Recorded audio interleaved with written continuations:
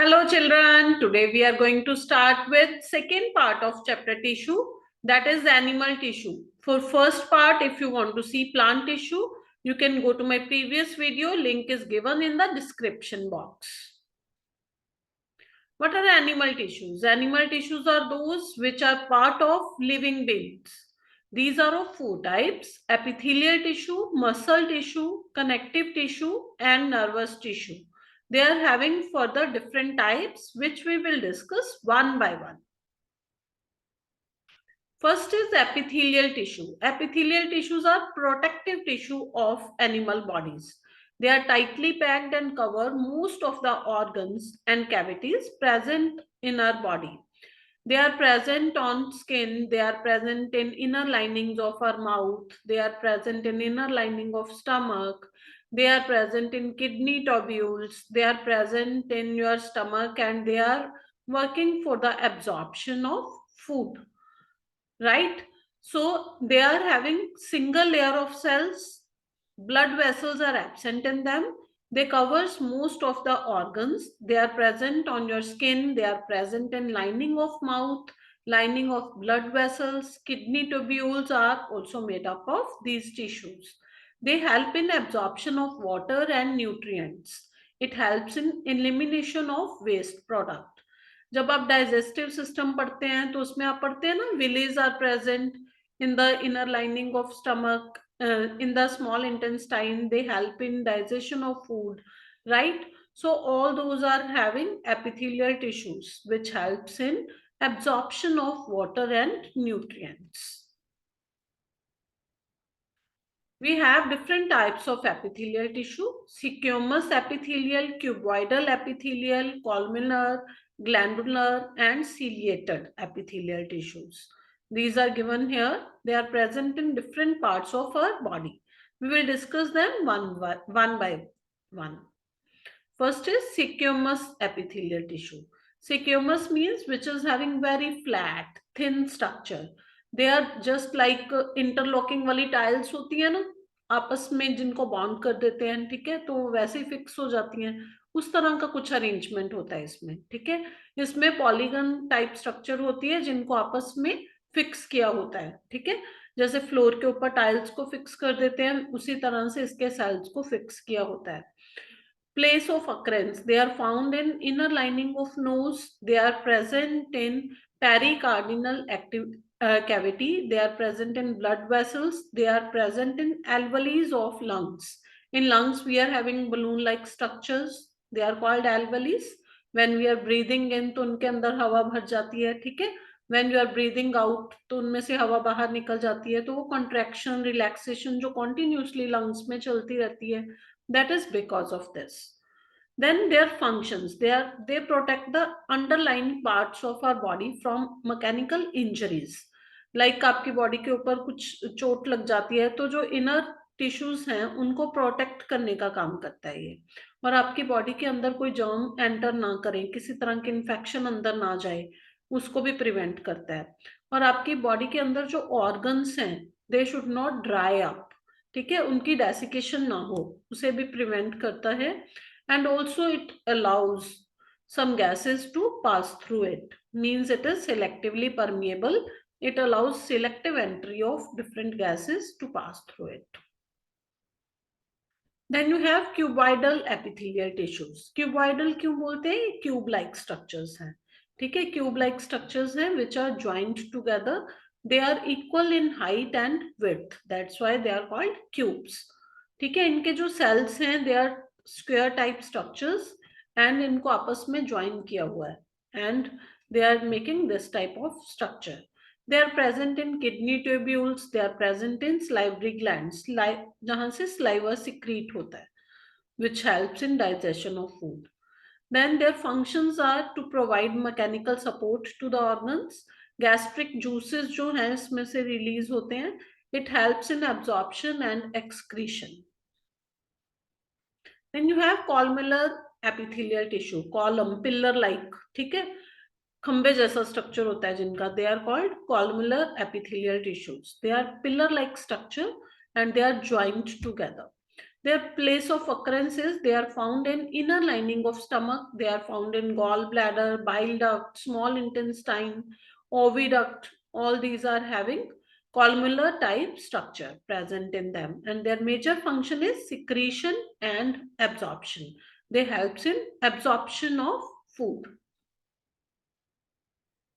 Then glandular epithelial tissue. Glandular epithelial tissues are shown by rectangular shape. They are making the exterior of different glands, like sweat glands. आपकी body के ऊपर जिनकी वजह से पसीना आता है, तो sweat glands में glandular epithelial tissues present हैं. There are special glands like sweat gland, saliva gland, breast milk, digestive enzymes, hormones और बहुत सारे जो substances हैं उनमें ये present होते हैं. Then we have ciliated epithelial tissues, जिनमें cilia like hair like structure होती है, उनको ciliated epithelial tissues बोलते हैं. ठीक है, they are having cells like cuboidal or columnar, but they are also having ciliated columnar epithelial tissues present in body, like inner lining of trachea, fallopian tube, nasal passage. All these are having ciliated type of epithelial tissues. They causes movement of small solid particles or mucus in a specific direction through the ducts. Ducts क्या होती हैं? Small pipe-like structures होती हैं जिनमें से movement allow होती है. Then they causes movement of ovum and zygote towards the uterus. They helps in removing unwanted particles from the trachea. एक तरह से ciliated है, झाड़ू की तरह उसको साफ कर देते हैं. Then we have muscles or muscular tissues. These tissues make up the muscles which are responsible for movement in our body. Movements की help में movements में help करते हैं muscles. Muscle tissues are responsible for movement in our body. They helps to make the posture. एक position में जैसे आप बैठते हैं तो मसल्स जो होती हैं वही उसको वो पोजीशन देती हैं बॉडी को, और जो आपके हार्ट की कॉन्टिन्यूसली कॉन्ट्रैक्शन और रिलैक्सेशन चलती रहती है, that is also because of muscular tissues. They also are helpful in involuntary functions of our body. Involuntary मतलब जिन पे आपका कंट्रोल नहीं है, they are called involuntary functions. Like heart है जो आपका, वो continuously चलता रहता है विदाउट एनी कमांड, बताना नहीं पड़ता कि अब चल पड़, अब बंद हो जा. ठीक है, आपके जो हार्ट के मसल्स हैं वो कभी थकते नहीं है, 24 आवर्स कॉन्टिन्यूसली काम करते रहते हैं. दे आर इनवॉलेंट्री, मीन्स आप अपनी इच्छा से उसको कंट्रोल नहीं कर सकते. That's why they are called involuntary.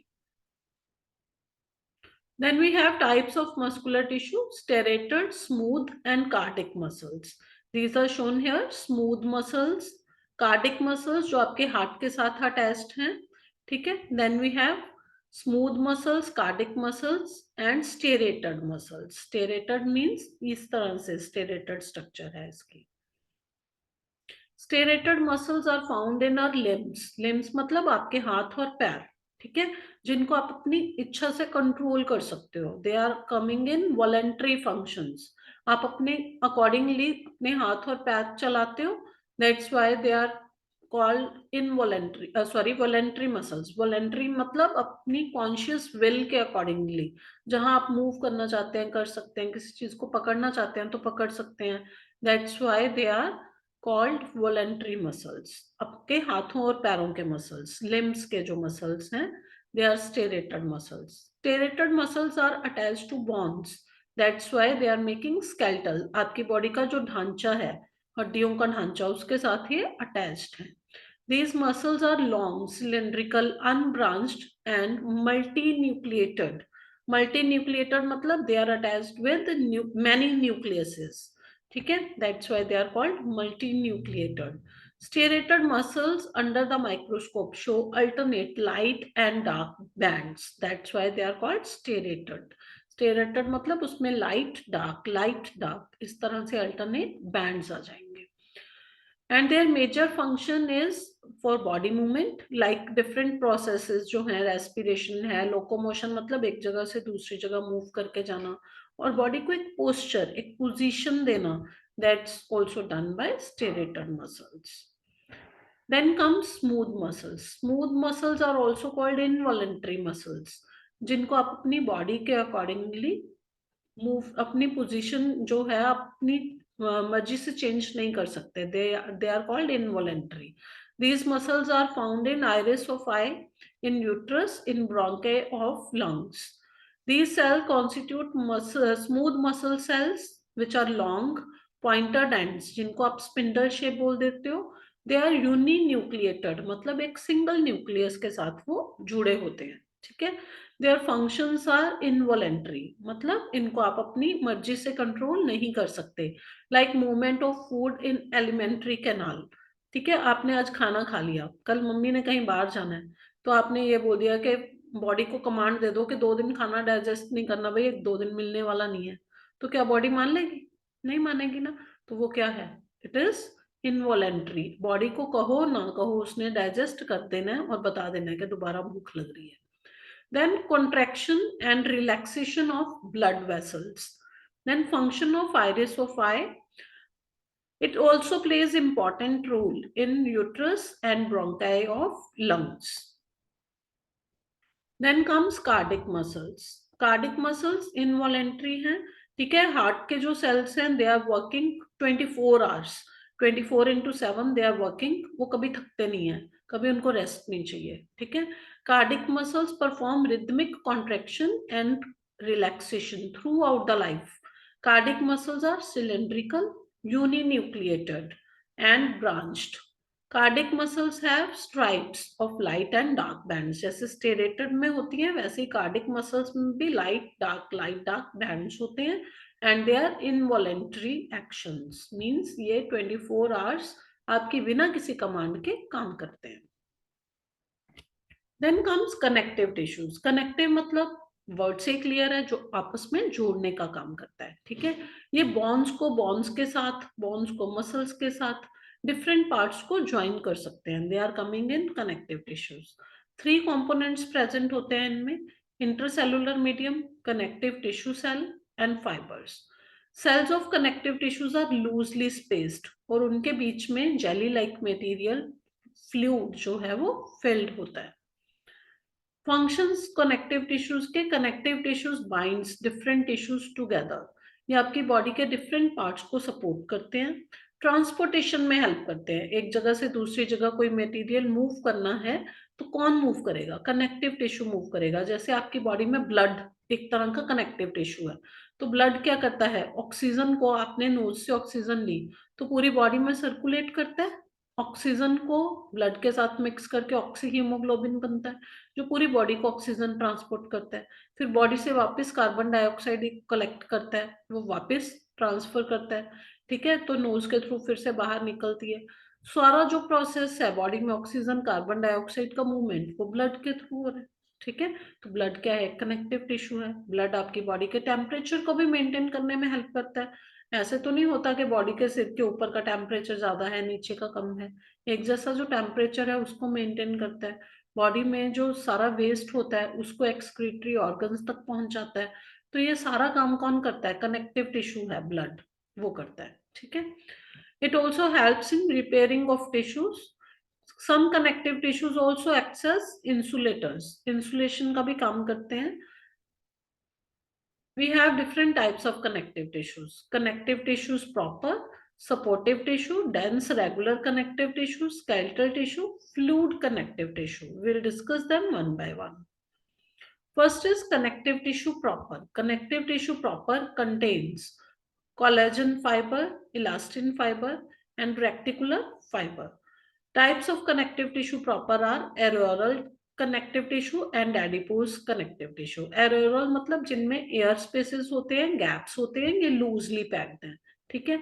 Adipose tissue जिनमें फैट स्टोर होती है. फैट स्टोर करना क्यों जरूरी है? कुछ एनिमल्स जो हैं विंटर सीजन से पहले बहुत सारा खाना खाते हैं, अपनी बॉडी के स्किन के नीचे बहुत सारी फैट डिपॉजिट कर लेते हैं ताकि सर्दी ना लगे. ठीक है. क्यों? क्योंकि फैट क्या काम करती है? एक इंसुलेशन का काम करती है. जैसे आप कोई फर वाला कोट पहन ले. ठीक है. तो सिमिलरली जो फैट है बॉडी के नीचे, स्किन के नीचे एक लेयर जमा लेती है, जिसकी वजह से आपको सर्दी कम लगती है. This is areolar connective tissue जिनमें लूज सेल्स होते हैं.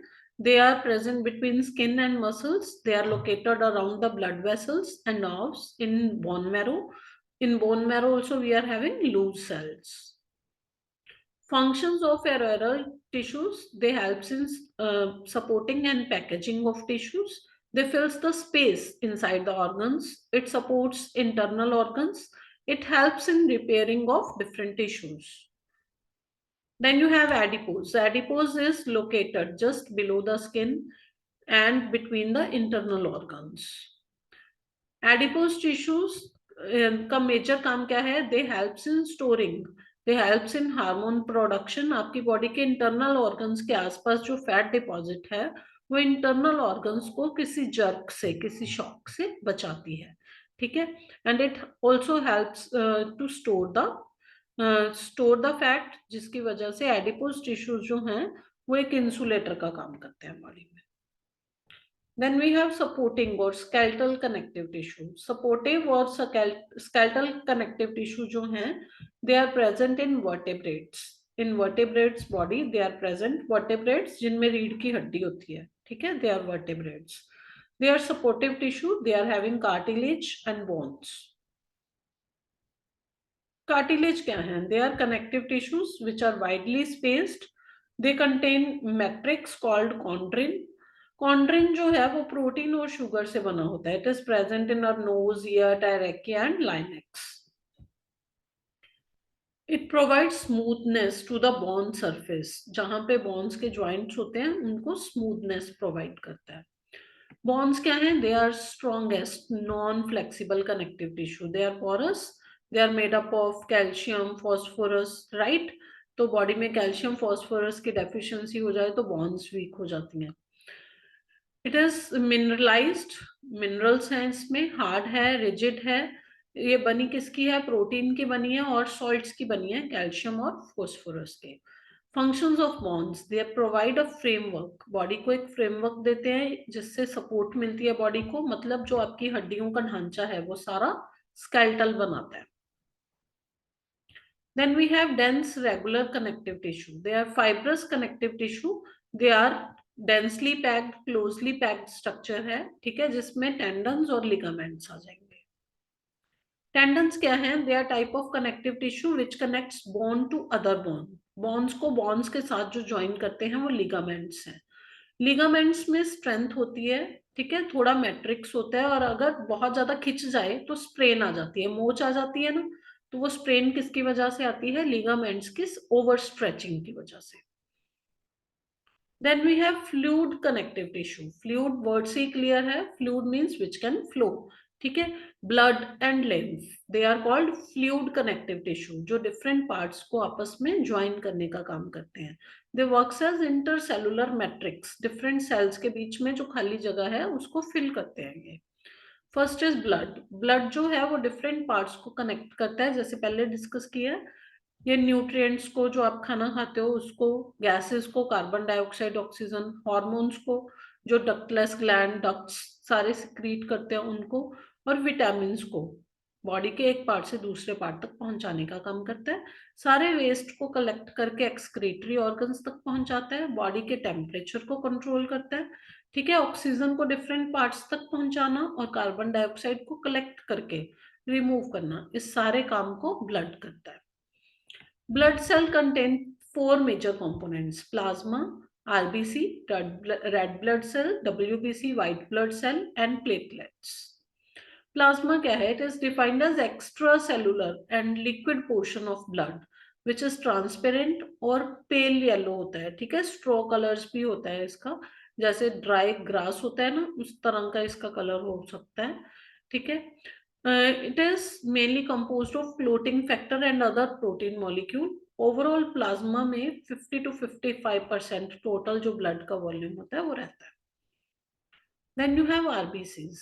RBCs are erythrocytes. It helps in transporting respiratory gases like oxygen, carbon dioxide, उनको transport करना. ये सारा काम जो है वो RBCs करते हैं. इनकी जो average life है वो 120 days है. Then we have WBC, leukocytes बोलते हैं इनको. They are larger in size. They contain distinct nucleus और colorless हैं. They are producing antibodies. जब आपकी बॉडी में कोई डिसीज कॉज करने वाला माइक्रोब एंटर करता है तो आपकी बॉडी उसके साथ फाइट करने के लिए, उसके अगेंस्ट फाइट करने के लिए एंटीबॉडीज बनाती है। ठीक है, एंटीबॉडीज क्या है? आपकी बॉडी के अंदर सैनिक हैं जो डिसीज कॉज करने वाले माइक्रोब के साथ फाइट करते हैं। They are further of two types, granulocyte और ग्रेन्युलोसाइट। ग्रेन्युलोसाइट क्या है? They are having a regular shape which is nucleus and cytoplasmic granules. They introduce neutrophils, basophils, and eosinophils. They are three components of granulocytes. Then you have organocytes. Organocytes lacks cytoplasmic granules. They are of two types, monocytes and lymphocytes. Monocytes, they are type of white blood cells which helps to break down bacteria. Lymphocytes, these are type of white blood cells which create antibodies to fight against diseases. Then comes platelets. Platelets are tiny blood cells that forms clots. जब आपको कोई चोट लगती है तो जो blood है वो निकलता जा रहा है, ठीक है, तो उसको किसी जगह जमाने के लिए कि ब्लड जो है वो आगे फ्लो ना करे, ठीक है, तो उसको रोकने का काम कौन करता है? प्लेटलेट्स करते हैं। They are having disc shape structure, जो रोक सकता है ब्लड को मूव करने के लिए, ठीक है। Then we have lymph. Lymph is colorless fluid filtered out of blood capillaries. It consists of plasma and white blood cells. It mainly help in exchange of material between blood and tissue fluids. जो material है उसको transfer करने के लिए एक fluid का काम करता है lymph. Then we have nervous tissues. Nervous tissues का मेजर काम क्या होता है? नर्वस टिश्यूज आपकी बॉडी से सारे मैसेजेस को कलेक्ट करके ब्रेन तक पहुंचाते हैं, ठीक है। इनका मेजर काम क्या है? ब्रेन तक, स्पाइनल कोड तक, नर्व्स तक मैसेजेस को पहुंचाना, ठीक है। डिफरेंट बॉडी के पार्ट्स हैं, लाइक यहाँ पे मैंने पिंच किया, ठीक है, तो इसका जो मैसेज है फिंगर के थ्रू ऐसे मूव करता हुआ हैंड से इलेक्ट्रिकल स्पीड पे, इलेक्ट्रिसिटी के जो सिग्नल्स हैं उनकी स्पीड पे ब्रेन तक जाता है, ठीक है। तो वो किसके थ्रू जाता है? नर्वस टिश्यूज के थ्रू जाता है। नर्वस टिश्यूज में क्या होता है? You can see this structure, this is very important, बहुत बार आती है ये पेपर में। This is डेंड्रिट्स। डेंड्रिट्स सारी तरफ से, सारी डायरेक्शन से, ये सारी डायरेक्शन से मैसेज को कलेक्ट करता है, मैसेज को कलेक्ट करके न्यूक्लियस तक लेके आता है, इस न्यूक्लियस तक। उसके बाद ये एक्सन्स है, यहाँ से मैसेज ऐसे जंप करके एक्सन्स के थ्रू यहाँ से टर्मिनल पॉइंट्स के थ्रू मूव करता हुआ आपके ब्रेन तक जाता है, ठीक है। कुछ मैसेजेस हैं जिनमें रिफ्लेक्स सेक्शन होता है, वो स्पाइनल कोड तक जाते हैं और उसका रिफ्लेक्स सेक्शन हो जाता है, उसकी इंफॉर्मेशन बाद में ब्रेन के पास जाती है, और जो बाकी के मैसेजेस हैं वो डायरेक्ट ब्रेन के पास जाते हैं। That's all about this chapter. Thank you.